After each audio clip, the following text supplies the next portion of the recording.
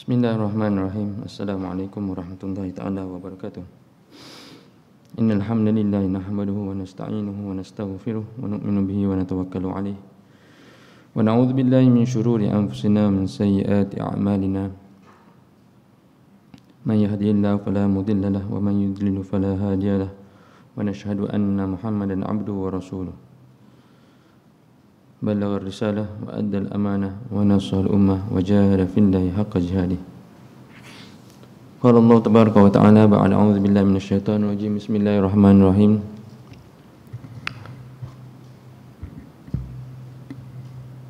إن الذين قالوا ربنا الله ثم استقاموا تتنزل عليهم الملائكة ألا تخافوا ولا تحزنوا وأبشروا بالجنة التي كنتم توعدون نحن أولياؤكم في الحياة الدنيا وفي الآخرة ولكم فيها ما تشتهي أنفسكم ولكم فيها ما تدعون نزلا من غفور رحيم.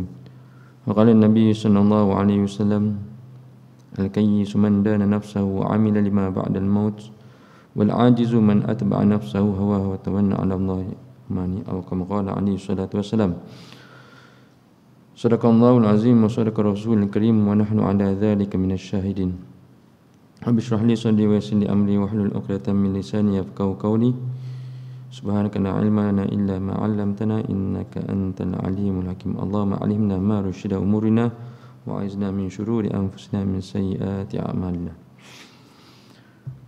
Dimulakan sekalian jemaah maghrib yang dikasihi oleh Allah Subhanahu wa taala. Pertama sekali kita syukur alhamdulillah pada malam yang mulia ini kita dapat sama-sama duduk dalam majlis zikrullah, majlis yang membesarkan Allah Subhanahu wa taala, mensalawati baginda Rasulullah sallallahu alaihi wasallam. Dan sampai itu kita nak sama-sama menambah ilmu kita di sisi Allah Subhanahu wa taala, dan ilmu yang sebenar-benarnya ilmu ialah yang ada hubung kaitannya dengan soalan di dalam kubur. Ya, itu yang ilmu yang perlu kita tuntut pada ketika ini. Dan selagi mana hayat kita masih di kandung badan, ilmu ini yang perlu kita persiapkan untuk amalan harian kita dan juga untuk persiapan menjawab soalan-soalan di dalam kubur. Qala musannif rahimallahu taala wa nafa'ana bi ulumi fid darain amin. Sebelum ini ialah apa? Tentang pengajian adab memakai dan melepaskan baju. Masuk bahagian yang kedua, iaitu di antara adab-adab ketika melepaskan baju. Masya-Allah. Yang pertama, musannif beritahu bahawasanya memulai melepaskan baju dari sebelah kiri. Pakai sebelah kanan, tanggal tu belah kiri. Tanggal baju belah kiri.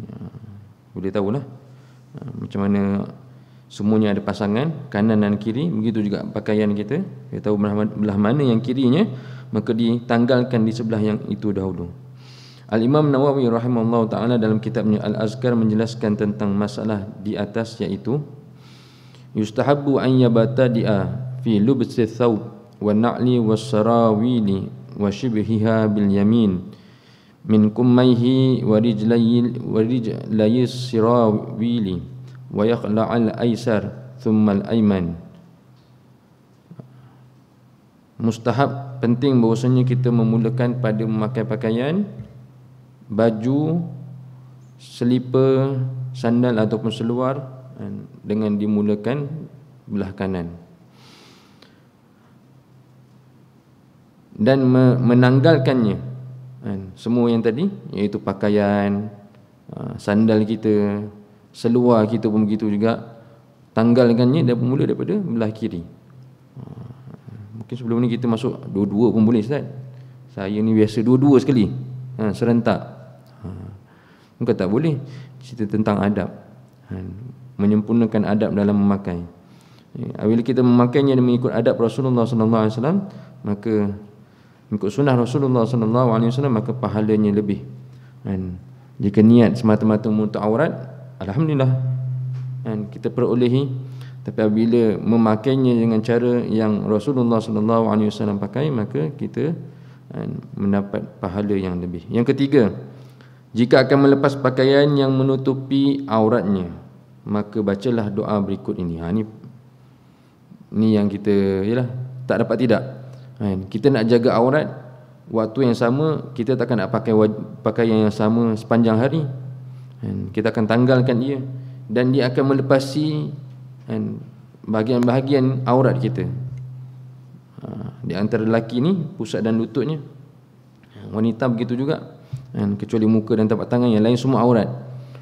Walaupun di tempat yang tersembunyi, kita rasa memang tak ada dah, tak ada orang lihat lah, saya saja ni nak tanggal pakaian, nak pecat pakaian ni, nak ganti yang baru, maka ada doanya. Mudah je. Sebab kita takut, kita rasa kita seorang dah, rupanya macam-macam, ada yang mengintai. Contoh kata, kadang-kadang kita pergi hotel, macam-macam sekarang, ada terselindung dia punya kamera dia. Itu yang kita takut tu. Bukannya wanita saja yang rasanya trauma dengan perkara tersebut, lelaki pun rasa trauma.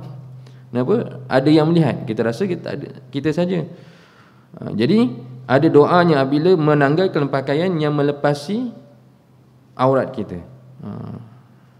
Bismillahilladzi la ilaha illahu. Mudah je. Bismillahilladzi la ilaha illahu. Okay. Tapi taklah, kita tak ada nak pakai dengan keadaan bertelanjang ke mana-mana. Jadi dengan segera kita memakai pakaian yang baru. Kalau kita rasa tak ada orang ni, insya-Allah cepat sikit. Jadi ni doa dia. Bismillahilladzi la ilaha illahu.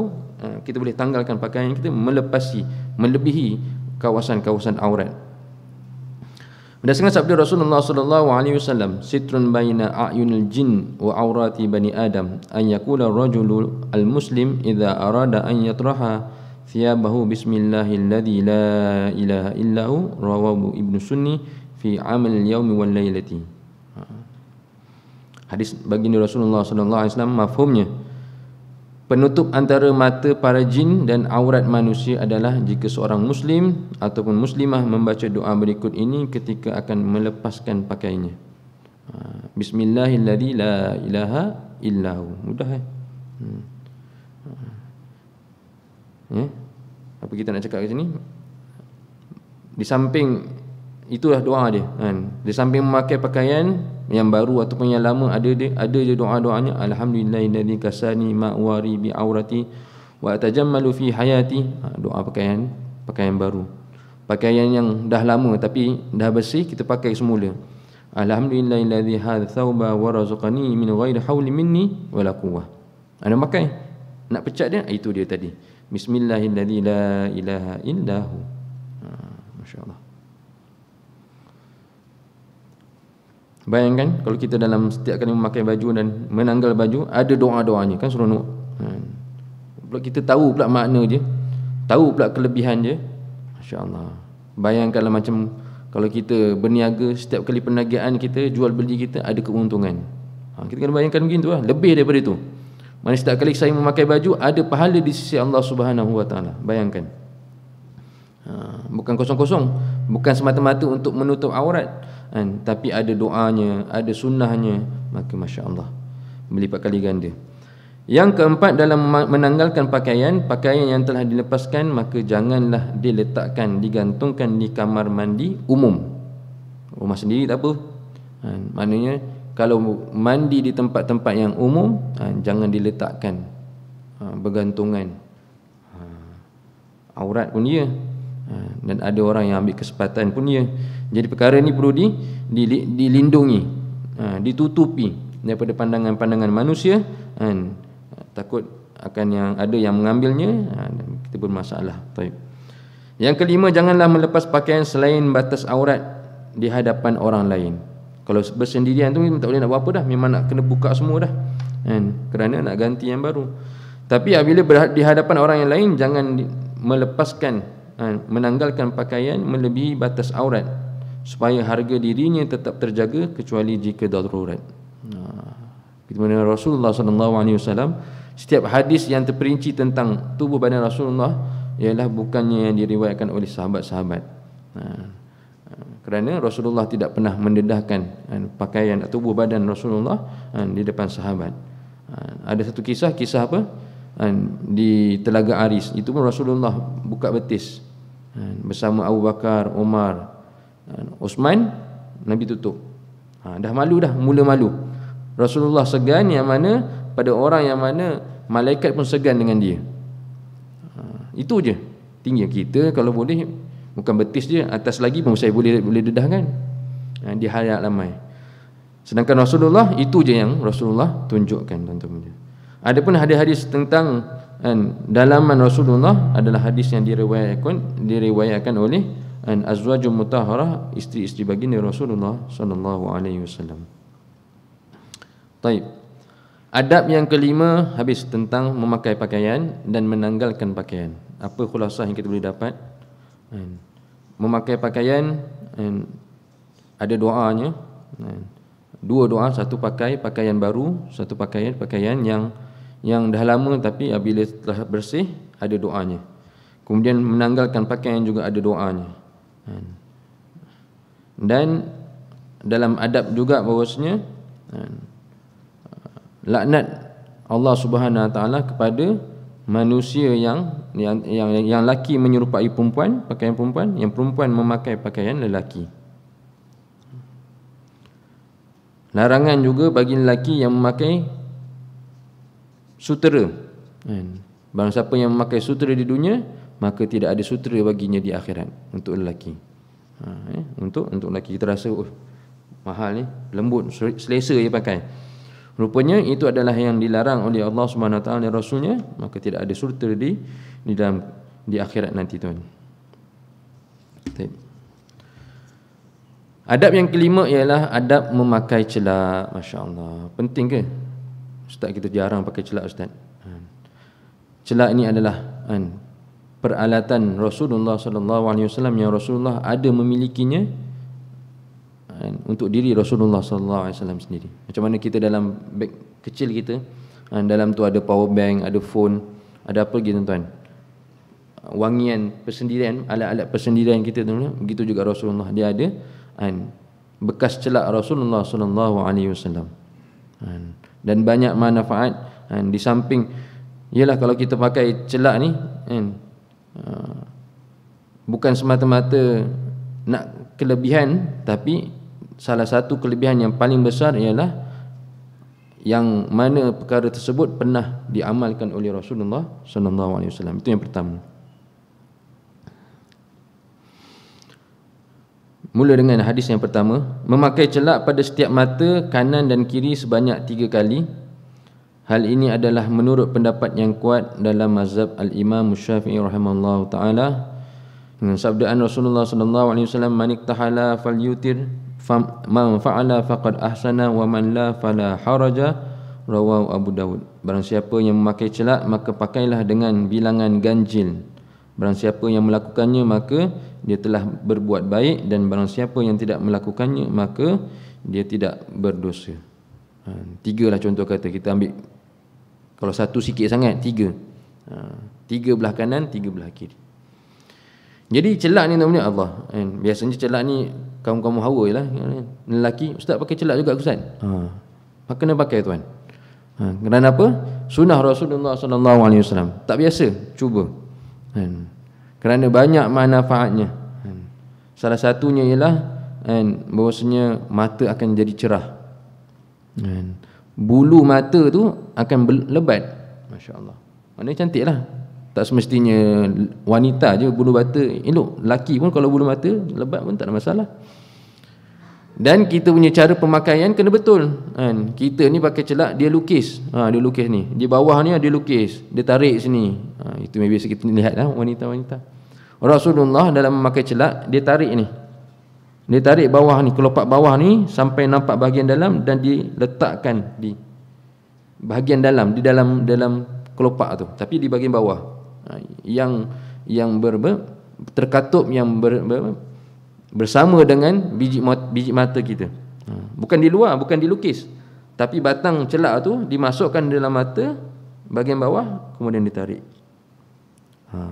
Itu cara sebenar memakai celak yang Rasulullah sallallahu alaihi wasallam pakai. Baik.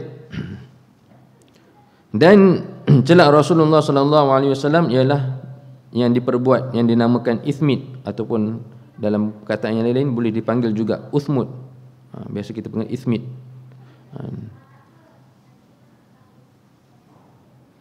Sedangkan Rasulullah sallallahu alaihi wasallam matanya kalau dia tak pakai celak pun seolah-olah dia telah memakai celak. Mata Rasulullah sallallahu alaihi wasallam dia ada hitam di bawahnya.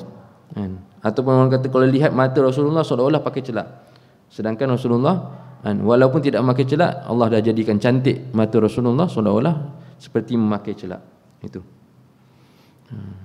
Dan celak Rasulullah namanya ismid, yang mana dia diperbuat daripada batu yang ditumbuk batu daripada, ada yang kata bahawasanya batu tersebut ada di bumi Madinah, tuan-tuan mulia, ditumbuk, warna apa, kelabu-kelabu gelap. Itu ismid Rasulullah, celak Rasulullah sallallahu alaihi wasallam. Caranya pakai tadi macam tadi lah. Diletakkan di dalam mata, di bahagian bawah. Dan Rasulullah memakainya di waktu hendak tidur. Bukan datang masjid ni teman-teman. Tapi kalau nak pakai pun tak ada masalah. Tapi Rasulullah memakainya waktu malam sebelum tidur. Maka besok pagi kita akan lihat bahawasanya mata kita ni teman-teman akan keluar benda-benda yang apa, yang kotor tu akan keluar di waktu apabila setelah kita bangun daripada tidur. Jadi banyak manfaat khasiat ni tuan-tuan mulia. Mata akan jadi cerah. Cerah dan bulu mata akan jadi lebat. Dan yang terbaik ialah ismid yang datangnya daripada Asfahan, Iran. Perbuatan daripada sana lah. Kalau tidak tuan-tuan mulia, hitam pun terjadilah. Yang hitam yang biasa kita nampak wanita-wanita pakai pun tak apa, kita boleh pakai. Dia rasa pakai pagi nampak pelik sangat, pakai waktu malam sebelum tidur. Maka mata kita akan cerah, bersih, selaput-selaput semua akan keluar apabila di waktu paginya. Kenapa kena pakai celak? Satunya bahawasanya Rasulullah sallallahu alaihi wasallam memakainya. Rasulullah memakainya. Rasulullah memiliki bekas celak Rasulullah sallallahu alaihi wasallam. Kalau kita tengok datuk-datuk kita, pangkat datuk lah kalau saya ikut, bahawasanya dia punya apa, bekas celak yang biasa yang kita tengok tu diperbuat daripada tembaga, tembaga. Tembaga. Itulah. Sehingga kan dalam hukum kita melontarkan tuhmahan kepada orang yang berzina. Ada disebutkan dalam hadis bahawasanya apabila kita melihat orang yang berzina, kena betul-betul lihat bahawasanya si penzina tadi telah melakukan zina dengan bahawasanya seolah-olah kamu lihat seperti batang celak yang telah masuk ke dalam bekasnya. Maknanya betul-betul jelas dan perkataan celak tersebut ada dalam hadis tersebut. Nak beritahu saja, ada kena-mengena. Ada juga perkataan celak tu ada dalam hadis apabila kita melontarkan tuhmahan kepada orang yang melakukan zina. Jadi tak boleh sewenang-wenangnya. Apabila kita tidak sempurna dalam bukti, maka kita akan didakwa, tuan-tuan. Jadi dia digambarkan seperti mana batang celak yang masuk dalam bekasnya. Itu orang zina. Jadi mungkin begitu juga bekas celak yang dimiliki oleh Rasulullah sallallahu alaihi wasallam, cuma diperbuat daripada apa yang pastinya bahawasanya dia memiliki batang juga. Celak tu mempunyai batang juga, tuan-tuan mulia. Jadi itulah. Macam kita boleh bayangkan yang diperbuat daripada timah tadi masuk itu. Itu dia. Kenapa kena pakai celak? Bahawasanya pertama ialah sunnah Rasulullah yang kita tak boleh nak pertikaikan. Tak biasa lah, orang Malaysia tak biasa pakai celak, orang lelaki jarang pakai celak. Tak boleh. Kita kena ambil bahawasanya inilah sunnah Rasulullah sallallahu alaihi wasallam dan tak perlu nak dipertikaikan. Seperti mana sahabat-sahabat baginda apabila mengetahui sesuatu perkara yang disukai oleh Rasulullah, mereka akan laksanakan tanpa berdolak dalih. Perintah yang datang daripada Rasulullah juga diamalkan tanpa banyak tanya. Begitu juga kita terhadap sunnah-sunnah Rasulullah sallallahu alaihi wasallam. Yang pertama kita memakai celak kerana sunnah Rasulullah. Cuma sekarang ni yang terbaik ada pula kajian-kajian Ada pula yang buat kajian terhadap celak, apa keistimewaannya sehingga Rasulullah SAW mengamalkan pemakaian celak ni. Dibuat pengajian. Jadi pengajian ni ialah orang yang tak ada bulu mata akan lebat dah bulu matanya. Mata juga akan jadi cerah. Ni masalah silau ni. Bila mata tidak ada bulu mata ni, kita akan jadi silau. Silau. Cuba bakar bulu mata. Tak boleh lah. Tak boleh nak lihat. Cahaya yang tak berapa terang pun kita tak boleh nak lihat. Kerana silau. Betapa hebatnya Allah SWT. Ma khalaqta hadha batilah. Allah SWT jadikan walaupun bulu je, tapi tak ada yang sia-sianya dalam ciptaan Allah Subhanahu wa taala. Jadi bulu ni namanya kalau banyak lagi bagus. Hilanglah silau kita. Boleh lihat yang terang pun kita boleh lihat. Yang terang pun kita boleh lihat. Dan celak juga adalah ubat penyakit bengkak pelupuk mata. Yang bahagian atas ni, pelupuk mata atas ni kanan tu kanan, dia akan jadi bengkak. Ada orang tengok mata dia bengkak. Kenapa ni, banyak nangis ke? Tak, ni memang biasa. Rupanya penyakit. Mana-mana keadaannya rupanya tengok memang mata ni akan jadi besar. Itu penyakit tuan-tuan boleh. Apa ubatnya? Celak. Mengamalkan celak ni tuan-tuan dia akan menyebabkan penyakit tadi yang pelupuk mata yang atas ni tuan senantiasa bengkak tadi tuan dia akan sembuh insya-Allah. Itu dia punya manfaat ni tuan bila dikaji. Dan penyakit trikoma. Penyakit trikoma ni apa namanya? Pelupuk mata ni tuan dia jadi putih macam ulcer. Mulut kalau ulcer dia putih kan? Dia ada kat bawah mata ni tuan dia. Ada orang kata kurang darah kan? Kalau tarik mata ni kurang darah, bawah ni putih. Rupanya dia penyakit trikoma. Jadi macam mana nak jadi dia merah tuan dia? Nampak macam ada darah semua. Biasakan dalam memakai celak.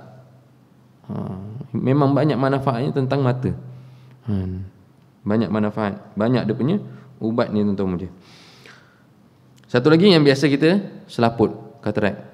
Itu pun sama juga. Biasakan kita memakai celak sebelum tidur, maka selaput-selaput ni semua akan bersih tuan-tuan dia. Akan bersih.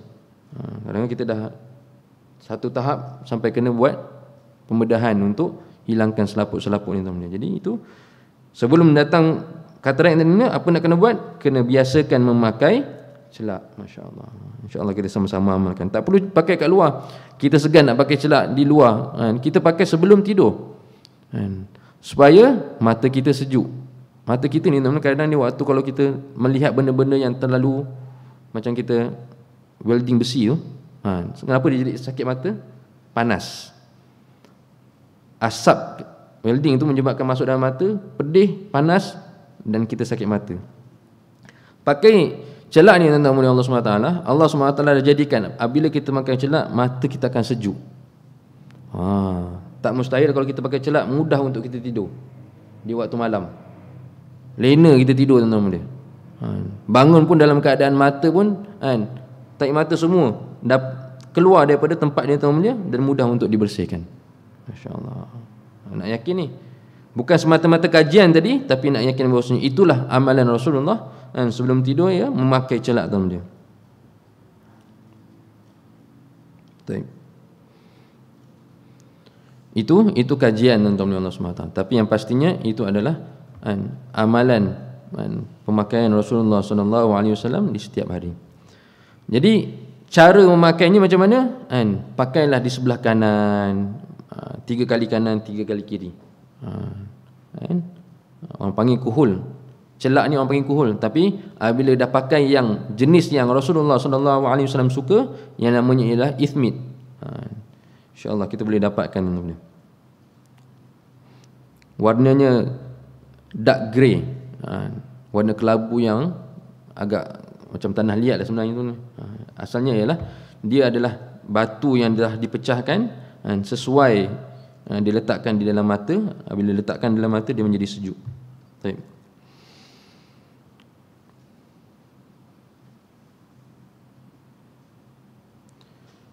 An Ibn Abbas radhiyallahu anhu maqal kana lin Nabi sallallahu alaihi wasallam muqhulatun yaqtahilu minha thalathan fi kulli ainin. Dari sahabat Ibnu Abbas radhiyallahu anhu, dia berkata Nabi sallallahu alaihi wasallam memiliki tempat celak. Nabi ada tempat celak dia. Yang kita boleh imaginekan tempat celak kita ialah yang dibuat daripada tembaga tadi. Dan beliau memakai celak sebanyak 3 kali pada setiap matanya. 3 kali kanan, 3 kali kiri. Ada orang tanya kanan kiri. Tak, kita pakai 3 kali kanan, dah siap 3 kali, yang kiri pula 3 kali. Masya-Allah. Sebelum tidur. Boleh cari ni kan. Kalau rasa malam ni juga nak pakai tapi tak ada celak, celak rumah kita pun boleh pakai. Tapi bukan celak yang lukis tu. Celak yang debu tu lah. Bukan yang lukis tu. Yang lukis tak jadi. Lukis tu yang kita tengok orang pakai celak, nampak celak matanya kat luar tu. Sedangkan Rasulullah memakai celak di dalam matanya, di bahagian yang dinding dalam mata yang melekat pada biji mata. Menurut pendapat sebahagian ulama, tata tertib Rasulullah tatkala memakai celak adalah beliau memakainya pada mata sebelah kanan terlebih dahulu sebanyak 3 kali. Kanan 3 kali. Dan mata sebelah kiri sebanyak 2 kali. Sedangkan menurut pendapat sebahagian ulama yang lain adalah beliau memakai celak pada mata sebelah kanan sebanyak 2 kali dan mata sebelah kiri 1 kali. Macam tu juga. Total 2 ni 3. Ada yang mengatakan bahawasanya kanan 3, kiri 2. Ganjil juga. Untuk menjadi bilangan yang ganjil. Dalam memakai celak, yang kedua ialah pakailah celak pada setiap malam sebelum tidur. Inilah yang Rasulullah pakai. Yang kita nampak orang pakai celak, pakai celak. Ini tak boleh pakai ni pagi kan, digelakkan orang nanti. Rasulullah pakai sebelum tidur Rasul. Karena Nabi sallallahu alaihi wasallam yaqtahilu qabla an yanam bil ithmit thalathan fi kulli ain. Rasulullah memakai celak sebelum tidur dengan celak ithmit pada setiap matanya 3 kali. Pada setiap matanya 3 kali. InsyaAllah. Mudah. Kat mana-mana pun kalau kita travel pun, kita ada benda ni bersama kita supaya malam kita nyenyak. Mata kita mungkin sepanjang hari tak pernah tak ada masanya untuk kita berehat, untuk melelapkan mata. Dia akan jadi panas. Jadi macam mana nak buat? Malam kan pakai celak, dia akan sejuk. Lena tidur kita. Jadi itu amalan peralatan peribadi kita yang boleh kita gunakan untuk sebelum kita tidur. Yang ketiga, niat untuk mengikuti sunnah-sunnah Rasulullah sallallahu alaihi wasallam tatkala memakai celak.